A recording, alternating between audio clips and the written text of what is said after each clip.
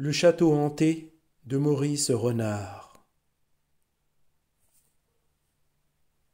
Le duc ne s'est pas remis de ce bal masqué qu'il a organisé dans son château. L'armure de François Ier, exposée dans ce qui se prêtait à la salle des gardes de ce même château, s'est réveillée et a brandi l'épée pour effrayer tout ce petit monde paré de costumes d'époque. Le château était hanté, ce que l'on supposait, et quiconque avait entendu parler de cette affaire pensait que c'était une rumeur lancée par le duc lui-même pour s'approprier cette ancienne demeure à moindre coût. Il la convoitait depuis des années, mais cette pugnace convoitise, selon lui, était à l'origine de ses ennuis actuels. Cette nouvelle aborde la fascination pour le passé, tout en posant la question de la continuité historique. Maurice Renard semble prendre plaisir à raviver les échos d'époques révolues. Le château de Sirvoise sert de portail temporel. L'idée d'un bal costumé où les invités sont tous vêtus à la mode d'une époque révolue était propre à susciter en notre duc une joie capable de le tirer d'une sorte de mélancolie nourrie par une nostalgie d'un temps qui n'est plus et qui a été remplacé par une époque qui semble s'abandonner à la futilité et à l'inconsistance. Ces propos, à la page 13, témoignent de cette évolution. Ici. Comment voulez-vous que je supporte ici des anglomanes en tenue de golf ou de tennis?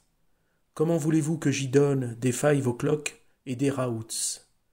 Comment voulez-vous que des snobs aux cheveux collés viennent là glisser leur Boston et pratiquer leur tango avec des belles madames habillées rue de la Paix? Toutefois, il faut préciser que ces jeunes gens qui jouaient au golf et au tennis au début du XXe siècle n'ont rien à voir avec ceux d'aujourd'hui. Leur élégance était tout de même admirable, car tandis qu'ils pratiquaient un sport qui demandait quelques efforts, ils élevaient ce même sport par leur distinction vestimentaire et comportementale. Voyez ces photographies qui témoignent de ce raffinement qui crée une solide allure. Ici. Ce maintien et cette prestance ne sont désormais plus visibles. De nos jours, les sportifs, dans leur accoutrement synthétique, donnent l'impression qu'ils ne sont qu'un corps en mouvement, voué, comme une voiture qu'on prépare pour la course, à n'être qu'une pure machine musculaire. En ce sens, il faudrait redonner aux sportifs cette prestance passée qui donne proprement au corps un art de la représentation qui l'empêche d'être réduit à une simple mécanique corporelle. Cette digression ou ce petit écart permet de relativiser les effets apparentement négatifs du progrès. On garde souvent du passé le meilleur et on le compare au pire du présent et du devenir afin de rejeter la foi aveugle dans le progrès.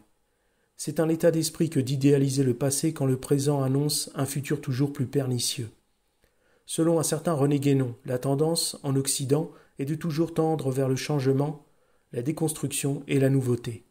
C'est une maladie qui se revitalise sur l'idée de révolution permanente.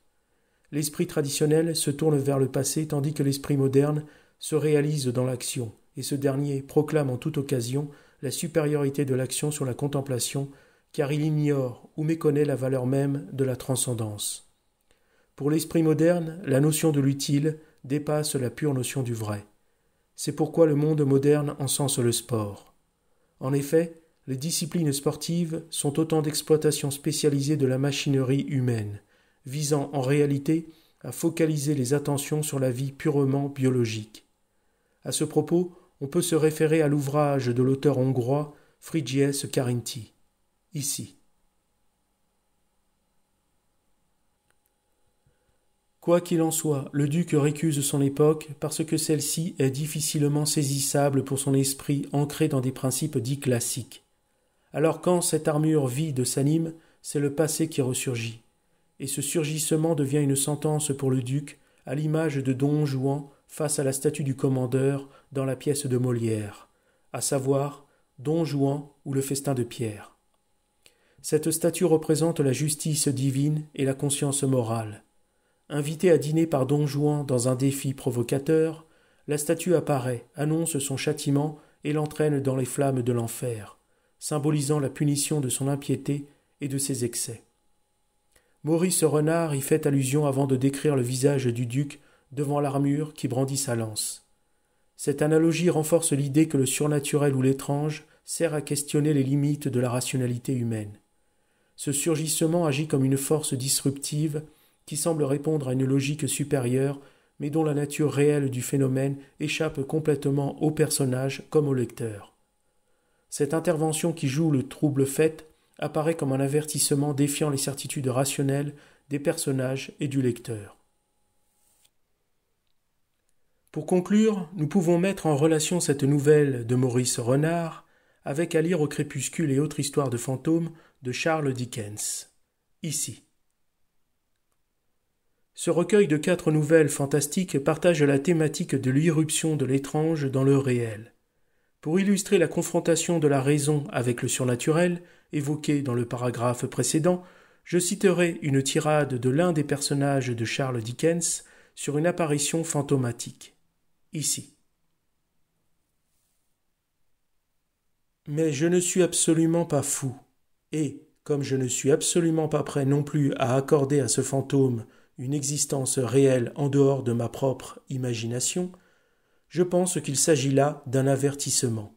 Je dois être malade, et il vaudrait mieux que je me fasse saigner. L'influence des forces surnaturelles sur la psyché constitue donc chez ces auteurs un procédé littéraire conscient, destiné à plonger leurs personnages dans un état traumatique révélateur.